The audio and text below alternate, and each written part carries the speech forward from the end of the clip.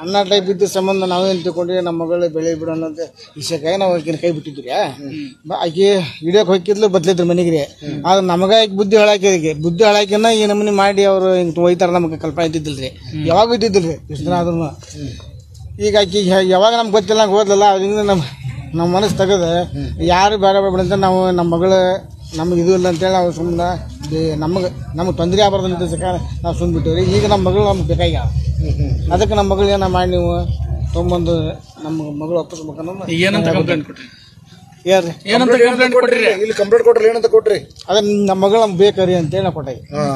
ನಮ್ಮ ಮಗಳು ಬೇಕ್ರಿ ನಮಗೆ. ಈಗ ನಿಮಗೆ ಜೀವ ಬೆದರಿಕೆ ನಮ್ಮ ಮಗಳು ಹಂಗೆ ಹೋಗಿದ್ದಕ್ರಿ ನಾವು ಹಿಂಗೆ ಇದಾಗಿದ್ದಕ್ರಿ ನಾವು ಒಟ್ಟು ಯಾವ ಹೆದರಿಕೆ ಏನಂತ ಬೆದರಿಕೆ ಹೆದರಿಕೆ ಅಂದ್ರೆ ನೋಡ್ರಿ ನಮ್ಮ ಮಂದಿ ಎಲ್ಲ ನಮ್ಮ ಕಡೆ ನಮ್ಮ ದೊಡ್ಡ ಮಂದಿ ನನಗೆ ಪರಿಚಯ ಐತಿ.